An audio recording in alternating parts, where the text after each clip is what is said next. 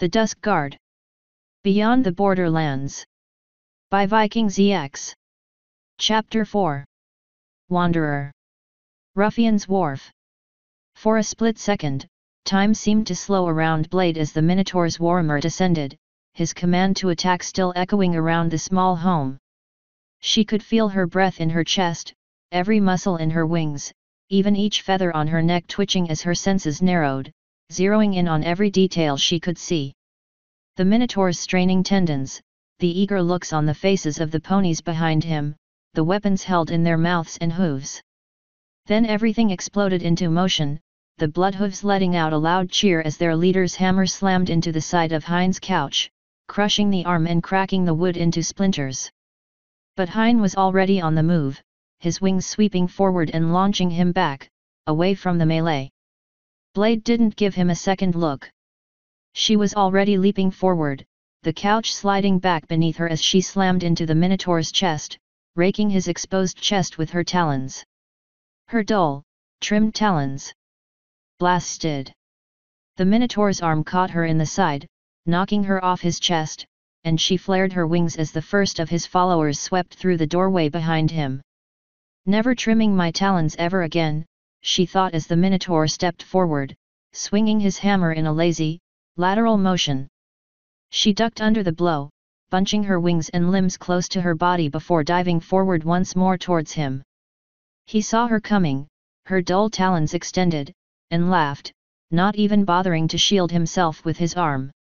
Her first strike glanced harmlessly off of his tough hide.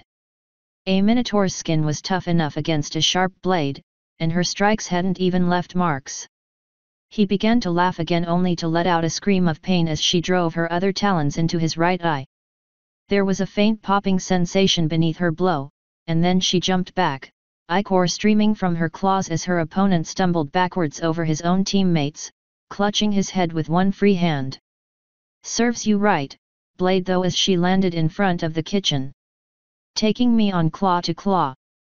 The ponies that had followed the Minotaur in seemed stunned by the sudden wounding of their commander, their eyes glancing between her and the still screaming Minotaur. They didn't seem shocked though. If anything, they looked angry.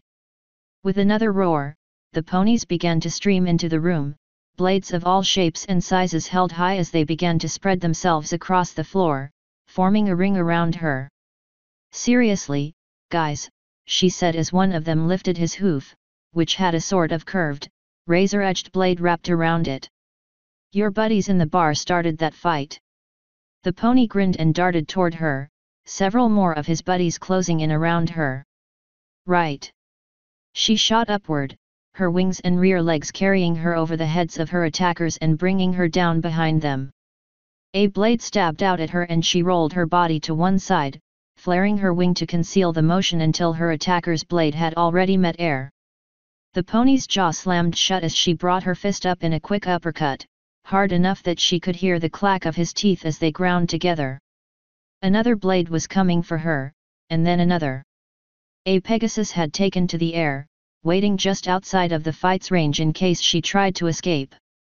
As she countered another attack, ripping a club free of a pony's grip and flipping it an ally's head, a grey bundle of fury descended on the airborne Pegasus. The pony fell from the air as Hein's claws cut into him, his talons flashing in the lamplight. "Ya!" Blade looked up and then ducked to her side, shouldering an oncoming pony out of the way as the Minotaur she'd wounded charged back into the fray, his warhammer cracking the floorboards where she'd just been standing. She lashed out with one rear leg, catching an attacking pony in the elbow and sending him stumbling to the ground, then jumped back into the opening she'd made as the Minotaur lifted his warhammer again.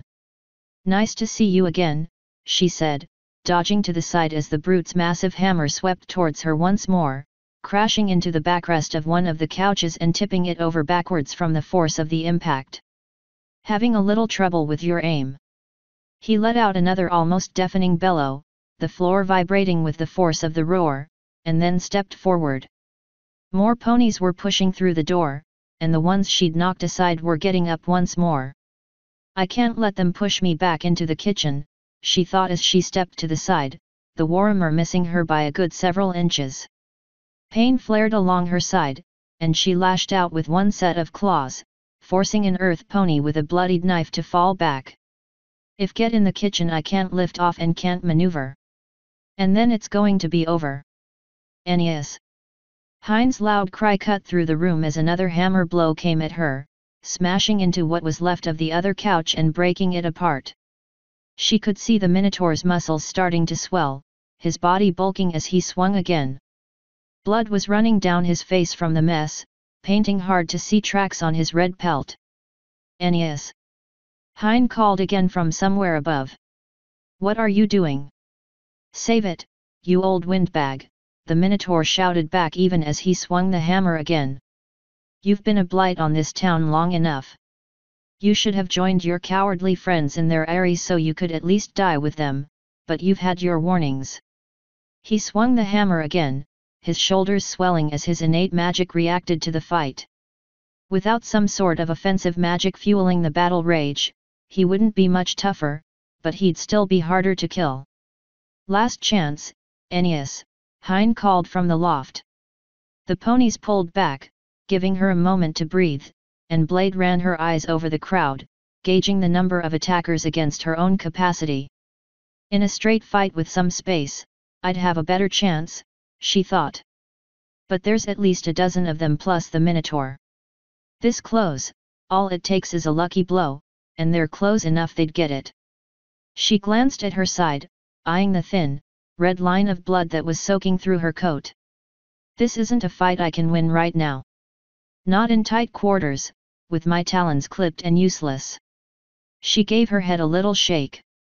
Clipping her namesake talons short to avoid being spotted by the guard had seemed like such a good idea at the time. Last chance to what, Hein? Aeneas asked, the griffin's name coming out like a sneer as he waved his hammer. Watch as we kill your little friend. Not gonna happen, Blade thought, eyeing the Minotaur. Last chance to leave before I get exceptionally angry, Hein said, his voice cold. And for the money, if I had to guess, I think I'd put my reeds or bits or what have you on your target down there before you and your friends. After all, she's got an eye for combat. Anouilh growled at the insult, hot breath steaming free of his nostrils. I have the entire crew of the Manticore backing me, he said, a low growl carrying his words. You're sheltering a fugitive from the cult. Blade felt the feathers on the back of her neck stand on end as he said the words. I'm a fugitive? For coming here? Apparently Hein thought as much of the Minotaur's choice of words. A fugitive. Hein said. Seems to me she just got here. Pretty handy in a fight too, judging from how she whipped your boys. And I'm betting she can get up here before any of your Bilgewater friends can stop her. We'd have the superior positioning, and I'm betting you'd run out of crew before we got tired of killing them. So get, before you let all the warm air out of my place. Anouilh let out a snort, his one good eye glaring in Blade's direction. Maybe so, he said, nodding and lowering his warhammer. His crew was shooting him nervous glances now, their weapons wavering. They say you used to be a master tactician, Anouilh said, and Blade couldn't miss the smug tone in his voice. Looks like you've lost your edge. He turned, lifting his hammer in the air. Everyone out, boys. Old Hein wants us to leave. He let out a chuckle as the ponies surrounding him began to fall back. That's not a good sign, Blade thought as the ponies picked their way out the door. She watched the big Minotaur as he took a step back, his free hand idly wiping at the blood that had leaked across his chest. I don't like that smile. You've made your point, Hein, Anouilh said, a low chuckle rolling out his mouth. You've planned ahead. So please, don't let me or my ponies keep you.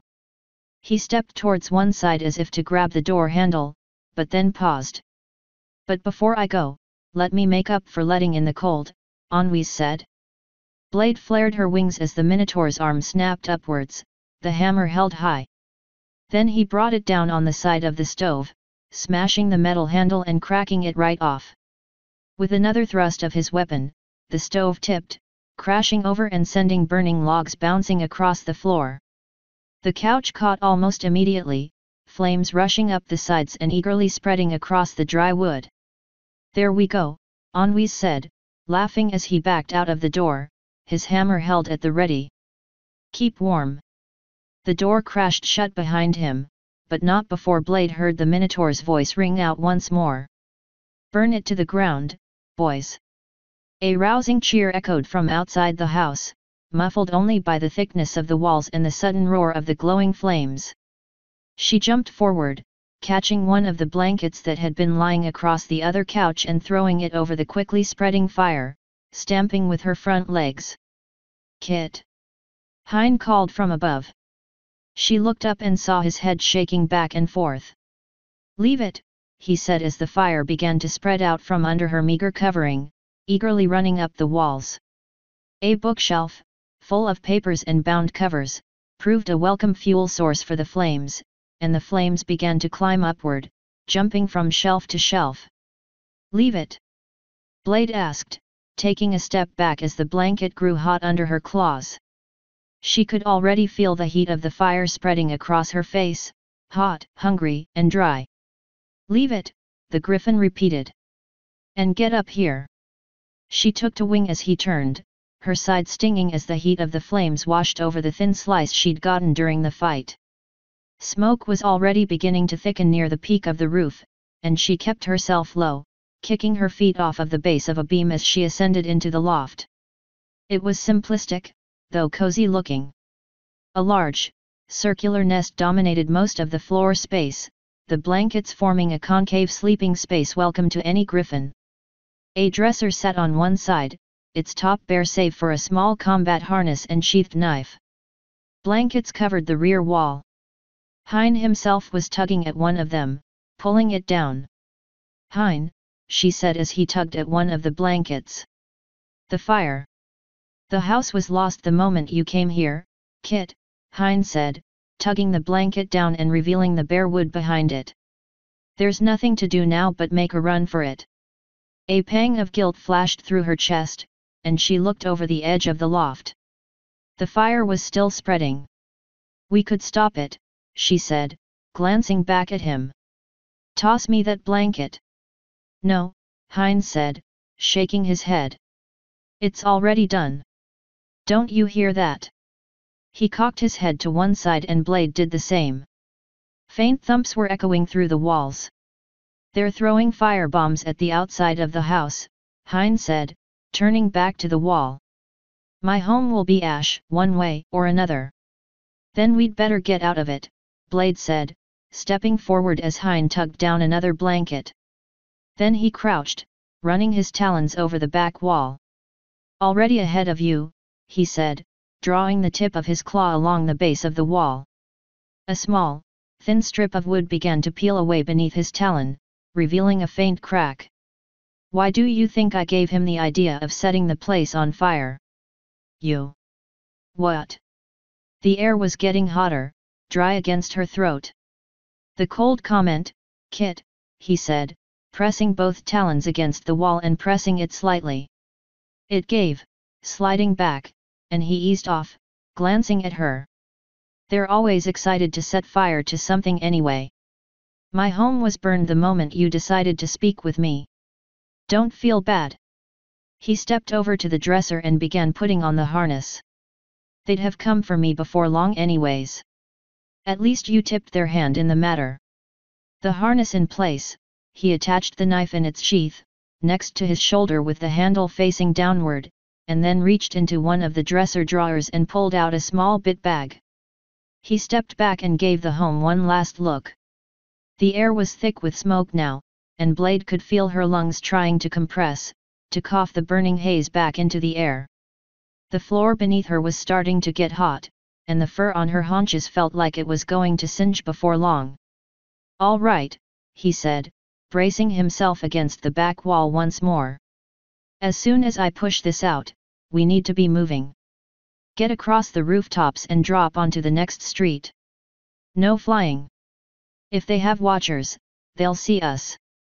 "They might see us anyway," she said, and Hein nodded. "So no a cough. No flying, clear." He pressed his shoulders up against the wooden outline. Follow me. The square opening popped out of place like a window from a frame, a rush of cold air sweeping over her, ruffling her feathers as the pressure changed. She bolted forward, following Hein out of the gap and onto the roof of the next home over even as the flames behind her erupted in the presence of fresh oxygen, roaring to new intensity as they leapt free. The wooden tiles were slick under her forelimbs, forcing her to spread her wings slightly for balance as they rushed across the roof towards a distant gap. The moon was still low on the horizon, but it was full, the faint silver light bathing everything in a dim glow and highlighting the silver grey of Hein's plumage. A distant shout caused her to glance back, only to see a Pegasus arcing through the air in their direction. "Hein," she called. "Contact rear." There was a meaty thunk as a crossbow bolt dug into the roof a few feet away, quivering. "Get low," he called, dropping and sliding on his belly over the edge of the roof. She followed his example, skidding across the wood and down into the street as another crossbow bolt shot past her head, whistling through the air. "Move!" More shouts were sounding out behind them as they tore down the street, another crossbow bolt ricocheting off the frozen ground. They were moving down the street at high speed now, the buildings blurring past them as Hein ran for the nearest intersection and took a left. She wanted to fly, wanted to take to the air, but Hein was... well, he knew what he was doing. She hoped. White-hot pain cut through her flank as one of the crossbow bolts hit home, sinking deep into the muscle, and she bit back a scream of pain, gritting her teeth. "I'm hit," she called, forcing herself to stay moving despite the tearing pain. "A little further." Hein called. "Keep moving." "He'd better know what he's doing," she thought as she pushed herself forward. Her right haunch felt as if it was tearing itself apart, the muscles fighting against one another. It must be barbed. Hein angled for a covered alleyway between two buildings, a small, dark gap against the wooden facade of the buildings. "It's working its way further in." Another bolt snapped off of the ground, shattering as the wood gave away. Up ahead, Hein ducked into the alleyway, safe beneath overlapping rooftops. She spread her wings and lunged just in time, two bolts hitting the ground where she had just been. The end of the bolt in her haunch wrapped the side of the alley as darted under cover, and she bit back another scream, her breath coming out in a strangled growl as her flank erupted in fire. "This way," Hein hissed, his voice low. He waved at her from out of the darkness, ushering her further into the alleyway. "This is part of the original layout of the town. These alleys are a maze in the dark. They won't find us without burning half the town down." "And they won't do that," she said, her words coming in a rush as she fought to push the burning pain down. She could feel the tip of the bolt grating against her bone, scraping across her hip like a claw across a blackboard. "No," he said, shaking his head as he moved further back into the alleyways, taking turns seemingly at random. "Not without leave from Pyre." Yells echoed down the hallway behind them as their pursuers began to follow them. "Now what?" she asked, her voice low. There was a faint, throbbing pain starting in the back of her head, bringing with each thump a dizzy feeling that told her she was losing blood. The bolt must have done more damage than she'd thought. "Now," Hein said, his face barely visible in the near-perfect darkness. "We get you to a doctor and lay low for a day or two." While being followed, she said, biting back another screech of pain as the crossbow bolt bumped against something once more. "Can we do that?" "It'll take us a few minutes to get there, but we can from here," Hein said. "Follow me." He turned and began moving through the darkness once again, his footfalls soft against the dry ground. Behind them, the sounds of pursuit grew fainter as Hein led her through the maze of alleys, taking directions seemingly at random. Several times she was forced to duck low as they crawled beneath a gap that had been closed over, her belly sliding across dirt that hadn't been touched in who knew how long. The throbbing sensation behind her head was growing more insistent, though the dizziness had peaked.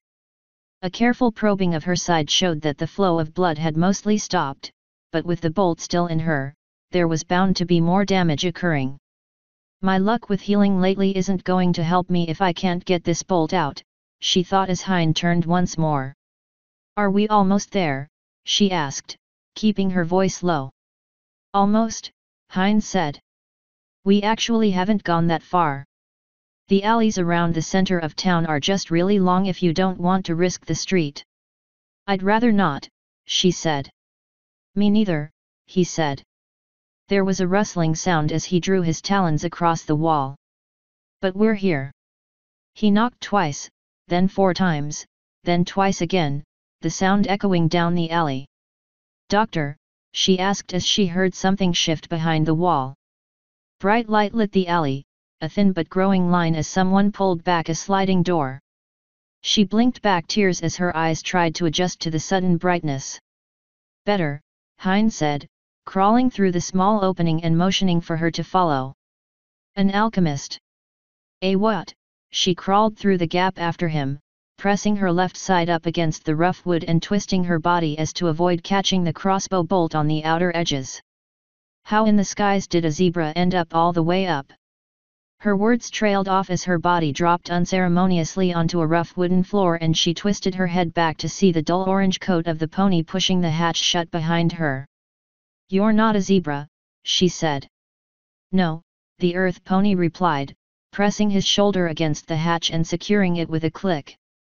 He stepped away from the hatch, nodding in her direction as he turned towards a massive set of heavy, metal filing cabinets.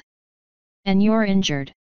Well, yeah, Blade said, picking herself from the floor and moving away from the entrance as her eyes adjusted. That's one reason why you'd see a doctor, at least in my book. The earth pony paused for a moment as he stepped up to the metal cabinets, then nodded his head. Pretty good reason, he said. Then he turned and put his shoulder up against the side of the cabinets. No way he's going to move those, Blade thought, eyeing the pony's lean body. He can't seriously be. With a faint groan, the mass of metal began to move, the faint rumble underfoot a sign that it was indeed as heavy as it looked. Maybe heavier. I stand corrected, Blade thought as the cabinet slid back into place over the entrance she and Hein had just entered. Or, I guess, lay corrected, she thought as she glanced downward at herself. Still, he's got some serious muscle on him. That thing looked big enough I wouldn't want to move it. She took a quick glance around the room they'd entered while the pony continued to move things around, thoroughly covering their entrance point as well as our escape point if things go bad, Blade thought, glancing at Hein. Then again, if he'd thought this far ahead. She was lying on the floor of what looked like a storage room. For records of some kind, if the files were any indication. Medical files, she guessed further as her eyes passed over some of the medical equipment racked along the shelves on the walls. Doesn't look like there's been much call for that, she thought as her eyes alighted over several of the plastic-wrapped pieces of equipment. Or maybe they're just backups. That would explain what they were doing in a back room instead of being out and used. Unless this pony isn't a doctor, she thought, glancing towards their new ally where he was putting the finishing touches on his concealment of their entrance. There was something about the way that he moved, something that was just off. Or maybe I'm just suffering from a lack of blood. She glanced back at her haunch, finally able to get a good look at it now that she was somewhere well lit. Yeah, that looks like a pretty bad hit. It was the kind of hit that would take a week to heal with magical assistance, longer without, a searing gash in her flesh that ran across almost half of her hip. That sucker must have a nasty arrowhead. And with an injury like that, this mission's off to a great start. Well. The earth pony's calm, almost cheerful voice pulled her away from her thoughts, and she looked up to see him standing next to her, a friendly but concerned look on his face. Can you walk, or do you need some assistance? He asked. I can walk, she said, pushing herself up and ignoring the lance of fire that ran across her haunches. You got an operating room, Doc? The pony shook his head as he trotted out of the room, his off-white mane swishing back and forth. There was still something odd about it in him that she couldn't place her talon on. She took a quick look around the room, looking for Hein, only to realize that he'd already slipped out of the room while she'd been gawking like a fledgling. Blood loss, she told herself, gritting her teeth as she took her first few steps forward, and her head started to throb once again, more insistently than it had before. Now that the adrenaline was beginning to wear off, she could feel the effects more acutely. The Earth Pony was speaking now, responding to her question, and she pulled her attention back as he finished up his sentence. "A doctor," he was saying as she followed him into a short hallway. "I mean, I guess I kind of am to everyone around here, but that's just because I'm filling in for the last doc." "So you're not a doctor, then?" she said, eyeing the blue flask on his flank that was his cutie mark. No, she realized. It wasn't a blue flask, it was a flask with blue liquid in it. For whatever difference that makes with marks. "So are you a scientist then?" Her brain felt like slow-moving sludge as she dredged up some of the names that she could see overlapping. "Biologist? Veterinarian?" "No," the pony said, rounding a door and stepping into what looked like a combination doctor's waiting room and laboratory. "Like Hein said, I'm an alchemist." "You're the alchemist?" Blade asked, squinting for a moment in confusion. "Blood loss?" some part of her mind sang. She ignored it. "Aren't alchemists usually zebras?" "They are," the pony confirmed as he hopped up next to an elaborate collection of glass vials and tubes, his hooves darting out and twisting at various nozzles and paraphernalia. Hein was sitting on the far side of the room preening one of his wings, clearly settling after the run they'd just made, but she could see his eyes watching her. "But," the pony continued, "as you could probably deduce from the Erlenmeyer mark on my flank, and all the various vials and whatnot I've got around here," he gestured with his hoof, pointing towards both the glasswork he was sitting in front of and a large cabinet along the wall that was full of all sorts of colored mixtures in various bottles. "It's by no means a talent confined to the plain slans." He spun around on his seat, something about the motion still looking abnormally fluid to her eyes, and pointed a hoof towards an old, slightly musty-looking examination table.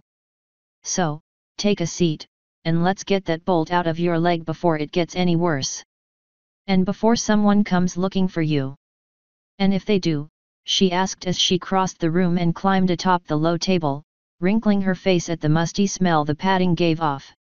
She was right. It was definitely old. "Then we hide," Hein said, his voice low.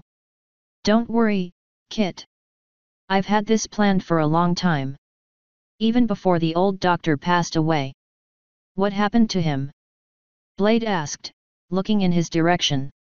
Bright light poured across her flank as the Earth Pony lit a light, a proper magi light, not an oil lamp, and aimed it at her haunch. "The cold killed him," Hein said, plucking a stray feather free of his wings and placing it to one side. "He refused to go along with their policies one too many times. A few years later I showed up," the Earth Pony said, resting on his hind legs and eyeing the bloody mess on her flank. "Trust me, they're not that fond of me either." "What do you do about it?" Blade asked as the pony darted over to his cabinet and began picking up various vials. "Work on dredger ships and stay out of the way, mostly," he said, setting a few corked bottles on his back. "I take my pay in ethereal crystals. It's why I came here in the first place, actually." "The ethereal crystals?" she asked, confused. Her head was still throbbing. "Ndio," the pony said with a grin, setting the multicolored bottles on the counter next to her with an adroit level of skill before darting over to a large sink and picking up a few metal utensils. "I need them for," he stumbled, frowning. "Let's just call it a personal project." He shook his head and trotted back across the floor. "By the way," he said. "My name's Alchemy. Most of the sapients around here just call me Al, though." "Wow," Blade said, her voice dry. "I'm Blade, but, pretty easy to figure out your special talent, hey?"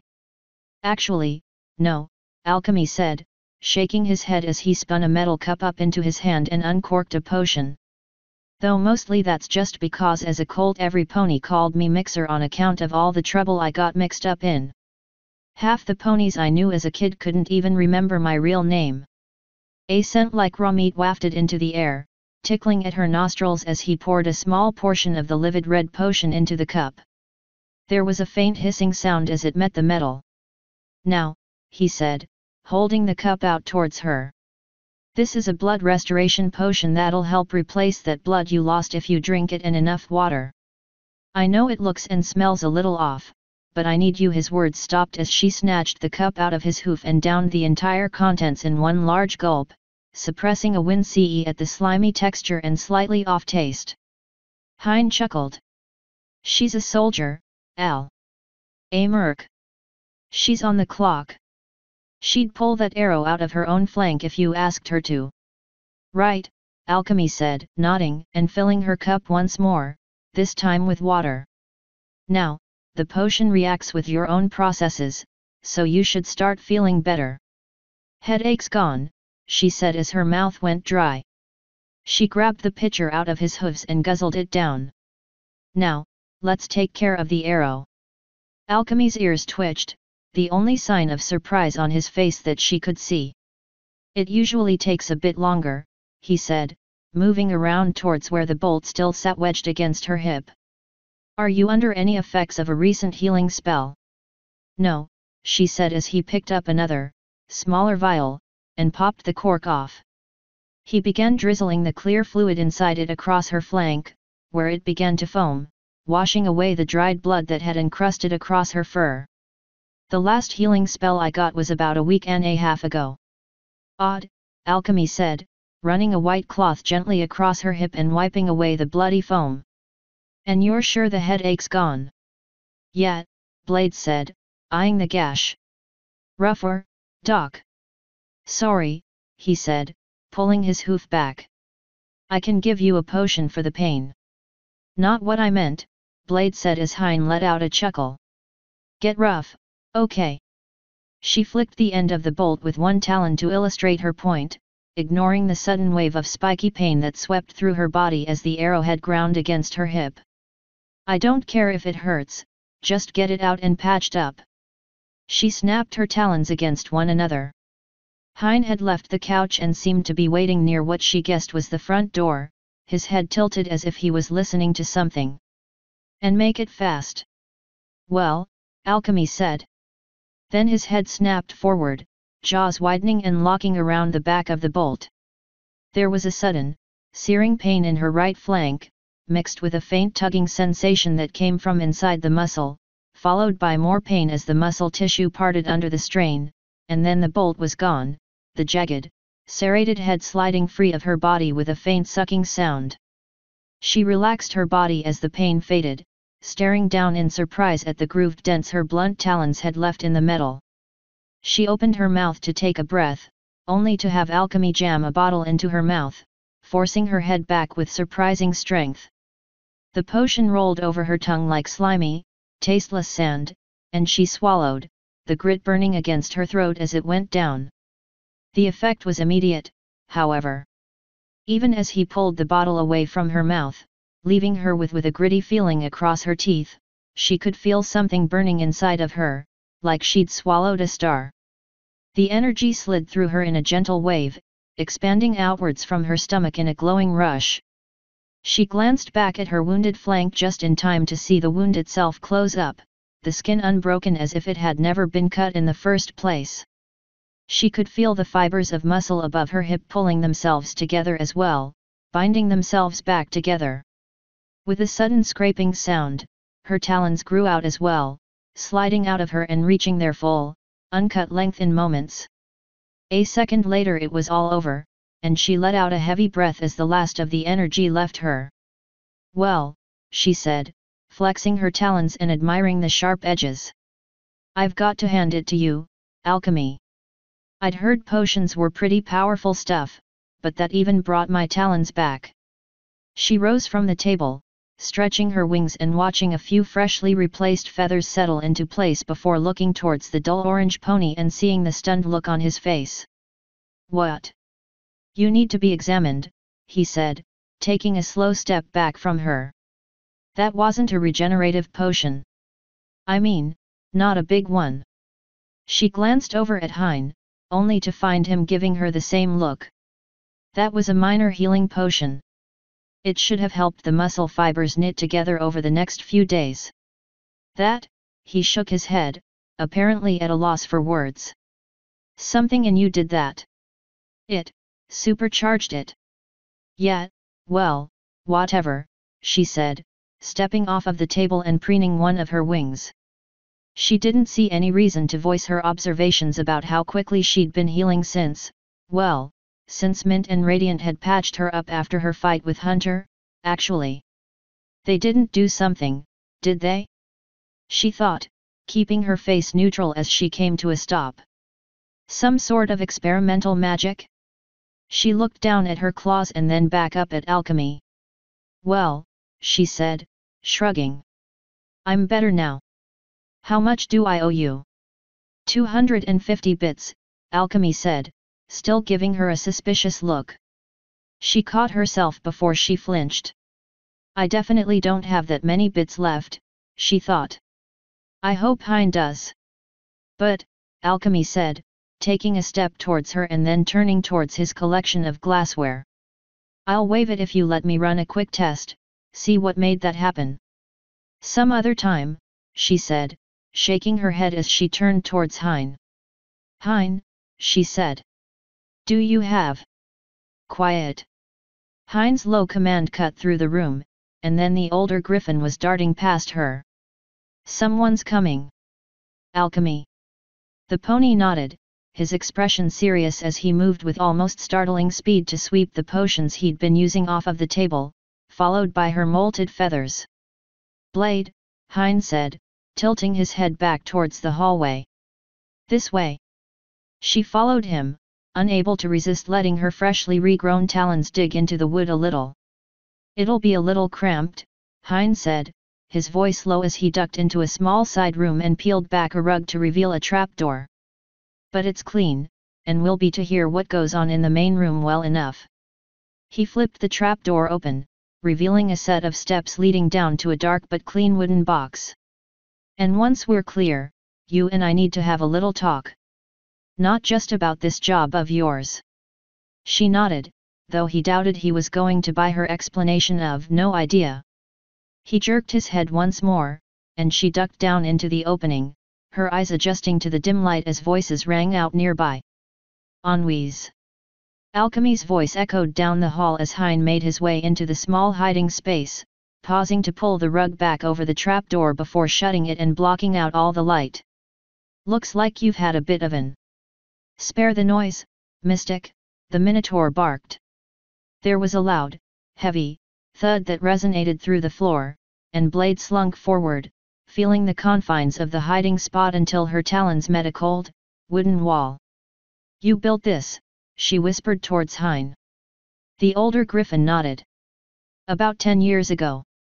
Hoped I'd never use it. The doctor humored me. Plus, I paid his bar tab.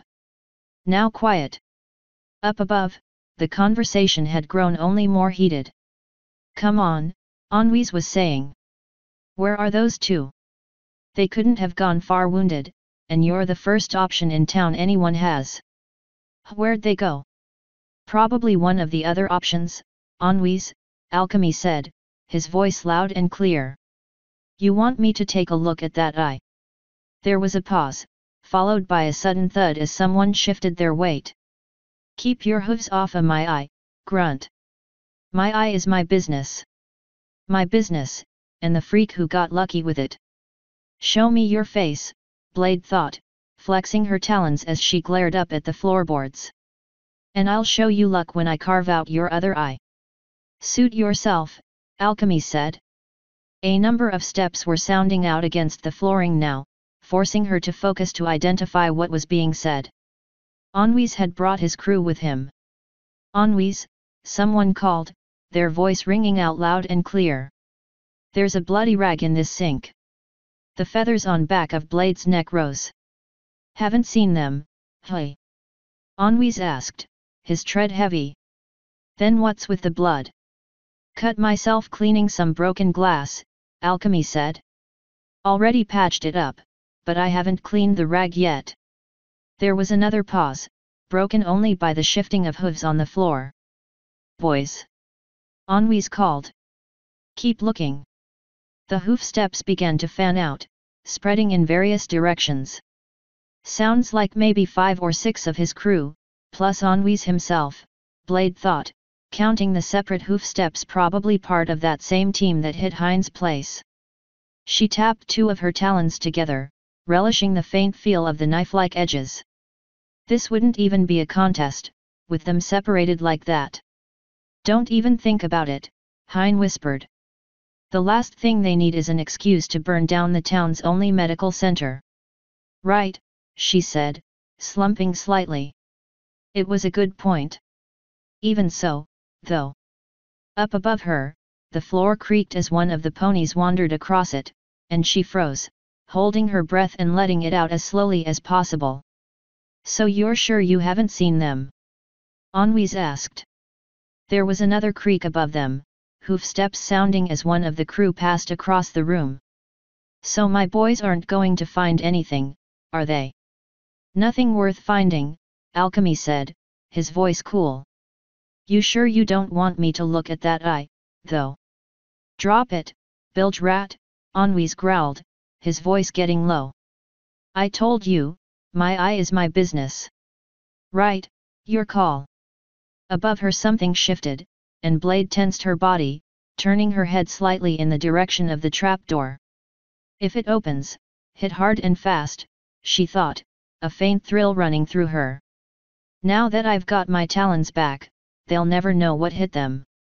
I was almost a blade master. A bunch of pirates? She smiled in the dark. They'll fold like fledglings. The hoof steps moved back across the floor, and she let herself relax, almost disappointed. So much for that. Guess searching isn't their strong suit. Hello, came Ennuy's voice from up above. What do we have here? There was a pause, followed by a heavy chuckle. Hey, Mystic. Where'd you get all this glitter? Glitter? I earned it, Alchemy said. Working on dredgers. Ennuy's let out a laugh. A likely story. A lean little runt like you, earning glitter on a dredger boat? I've got shrimps bigger'n you who couldn't do that job. You're lying. Dredgers, Blade thought. Glitter must be slang. Probably for the ethereal crystal powder. I assure you, it's mine, Alchemy said. My share, earned for my research. Ha! Ennui said. Not likely. Boards creaked as he shifted his weight. Hey boys, come look what I found. Footsteps rang through the hideaway as Ennuy's crew came jogging back. Looks like our mystic's been stealing glitter on the side. I didn't steal it, Alchemy began. Blade turned, starting towards the trap door. If things got rough. Sure you did, Ennui said, laughing. If you didn't pay your taxes to us and the cult, that's basically stealing. Who know how long you've been doing it? So, glassware shifted somewhere above, faintly tinkling. We'll just collect this. Put that down. Alchemy's words came out firm as steel rods, and suddenly the laughter from above stopped. Hein, Blade whispered. They're in for a big surprise, Kit, Hein said. Stay quiet. She pulled her head up in surprise, remembering to stop moments before she hit it on the roof of their hideout. You want to run that by me again, shrimp? Ennui asked, his voice dripping with contempt. Because I think you just said something you didn't mean to say. You heard me, Alchemy said, his voice clear. I told you to put that down. That glitter is mine, for medical purposes only. If you take it, what was left of his reply was drowned out by the sound of Ennui's laughing. Medical purposes. Ennui laughed again, his voice booming through the center, and Blade felt a long, slow desire to bury her claws in his throat. Look, half pint. If you earned this glitter the right way, then you can get more. But since you've been holding out on us, we'll just take. There was a sudden bang as something hit the floorboards hard, and Blade jerked. The laughter from above was gone, replaced instead by a strangled cough that ended with a heavy thud. "I told you," Alchemy said, his voice cool once more. "Leave it. Why, you little. Okay then. The hard way." Blade's eyes widened as the floor rattled and shook, a series of hoof steps cracking into the floorboards. She could hear bodies slamming into the floor, mixed with crashes and the sound of wood breaking, and whoever was going down definitely wasn't getting up. It was like listening to a fight, except one that wasn't a straight-up punch-out. From the abrupt sounds, and the sudden descent of following silence, it had been almost like an ambush. What did he do? Blade thought as a long sigh came from above them. Did he pull some sort of potion on them? "Well, Tartarus," Alchemy said. "I actually didn't mind living here. Guess it was nice while it lasted." Then he raised his voice. "Hein? Blade? We've got a problem." Moments later, she followed Hein around the corner of the hall and came to a stop, her wings twitching. There had been 5 of the pirates on the group from the look of it, plus Ennui's. Now, all 5 of them were spread around the room, save for one either comatose or in too much pain to indicate otherwise. The last one awake was curled at the base of the examination table, faintly gasping as if he couldn't breathe, and his eyes widened when they saw her and Hein. Alchemy's hoof came down on the side of his head with a hollow thump, and the bandit's eyes rolled back as he slumped to the side, unconscious. "Thunderheads," Blade said, her beak dropping slightly as she saw Ennui's stretched out across the floor, one arm twisted at an awkward angle. A large beaker full of glittering dust was sitting on the floor nearby, an upright beacon of order amid all the chaos.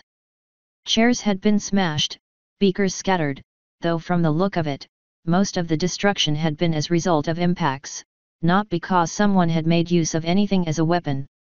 "You did all this?" Yeah," Alchemy said, giving her an embarrassed grin as he crossed over to the potion cabinet, which Blade noticed hadn't been damaged in the melee. "Probably as a precaution." "How?" Blade asked, bending down near one of the pirates and picking out the imprint of a hoof in the mare's chest. "I mean, don't get me wrong, with my talons back these guys would be toast, but that fast." She looked over at the dull orange pony to find him taking a small sip of a blue potion. "What, you got some kind of super speed potion?" "Something like that," Alchemy said, a shiver running through his body as he corked the potion back up. "Guess I'd better disappear though. He's not going to be too happy when he wakes up." "You let him live." Blade stepped over to the splayed-out Minotaur, looking down at the ragged bandage he'd wrapped over his eye. "Why not just kill him?" "I'm a doctor, not a killer," Alchemy said quickly, his head snapping in her direction just a little too quickly. Even he looked surprised by it, for a small moment. "I did what I had to do to defend myself." "Blade," Hein warned, his voice low. "Don't even think about it." "I honestly wasn't," she said, rolling her eyes. "No honor in it." She turned to step away and then paused. "However, he is a dirtbag, so," the snap of one of his fingers echoed through the examination room, and she shrugged, smirking at Hein and Alchemy, who were giving her looks of disinterest and shock, respectively. "What?" she asked. "The fingers on the broken arm." "He'll be fine." "Yeah, well I won't," Alchemy said, crossing to floor and picking up the vial of ethereal crystal. "This stuff is hard to get anywhere else. How am I supposed to get my hooves on it if I have to leave the ocean?" "Is it that important?" Blade said, cocking an eyebrow at him. "Yes," he replied, his eyes fixed on the small vial. "It actually is. I have a condition. Without a regular dose of potion that needs ethereal crystal to stabilize, I'll die." "Oh," she said, her feathers going flat. "Sorry. How much do you have there?" He let out a sigh. "About 3 months' worth." "So buy some more," she suggested. He shot her a glare. "This vial is worth about 3 or 4,000 bits," he said, tossing it with one hoof. "Wholesale. That's why I came here in the first place. I can't easily buy more when it costs that much. Actually, Hein cut in. What if you could? Alchemy stopped, a look of curiosity sliding across his muzzle. What do you mean by that? He said. This stuff isn't cheap. No, Hein said as he gave the pony a sly grin. But luckily for you, neither are Ms. Suncheser's contracts. What? Blade almost took a step back as both turned toward her. Blade, you're still looking to finish your job, right? She nodded. And you wanted my advice? She nodded again. Well then, my advice is to hire Alchemy. As a healer, and a fighter. She took a quick look around the room, eyeing the smashed furniture. He could fight, that much was clear. Of course, Hein said. I could only give you that advice if I was officially part of your team. Team? Now wait a minute, didn't he? I know what you're thinking, he said, shrugging. I turned you down. But that was before these motherless whelps burned my home and tried to kill me. Didn't you say you didn't mind that? She asked. I lied, Hein said, scowling. Your client wants something the cult has, right? Wait, Alchemy said, frowning. The cult? As in, the cult. Badly, she said. How badly? Hein shot back. There's no way I'm getting tangled up with 200,000 bits badly. Alchemy choked, his eyes going wide. 200,000. Yeah, she said, grinning as she glanced over at Hein, who had a similarly surprised look on his face. They want it bad. Who Hein began, only to cut off as she shook her head. Fine, he said. 200,000. 50 for me, and 50 for you, Al. What do you say? 50, Alchemy shook his head, his eyes blinking. You're serious? Completely, Blade said, tapping her talons against the floor in a rhythmic pattern. That's a lot of glitter. Years worth, Alchemy said, nodding. And all we've got to do is retrieve something from the cult. She nodded. Yep. All right, Alchemy said, letting out a laugh. You know what? You've got yourself a deal. He held out his hoof. She glanced at Hein, waiting for his nod before taking it. He took out this whole room, she reminded herself. Whatever he is, Hein thinks he's worth it. Good, Hein said as she let go. Now, we can hammer out the details later, but first, we need to skip town. That or hunt down and kill Anwi's men one by one. He looked up at Blade. Blade, you're in charge. What's the call? Got any ideas? Where are we going? She asked. You have an idea, I assume. Ender's Isle, he said. If we want to get this item back, we'll need to find someone who knows the cult who isn't a cultist. I know just who to ask. It's west of here about 2 days, so we'll need to secure some form of transportation. What about public transit? She asked. Alchemy shook his head. Only leaves every few days. We could book passage on a dredger, but that would take about as long, and there's no guarantee that we'd find one going out to Ender's Isle. Besides, we'd need a lot of bits. I'm sure Anwi's and his friends can help pitch in, Blade said, giving one of them a light kick. Or better yet, she let out a laugh. What? Hein asked. Alchemy, she said, turning in his direction. Did Anwi say how many of his crew were out looking for us? Most of them, I think, he said. Right, she said, grinning. What about the town? Is it busy right now? With half the town's ponies out trying to keep what's left of Hein's house fire from spreading, he asked. Half of it will be abandoned, the rest of it packed. Right, she said, her grin widening as she looked down at Anwi's. So, my question is, which side of town did Anwi's berth his ship on? Count of laws broken, 0. Total laws broken, 48. Damage value, in bits 4672. Total damage value, in bits 37213.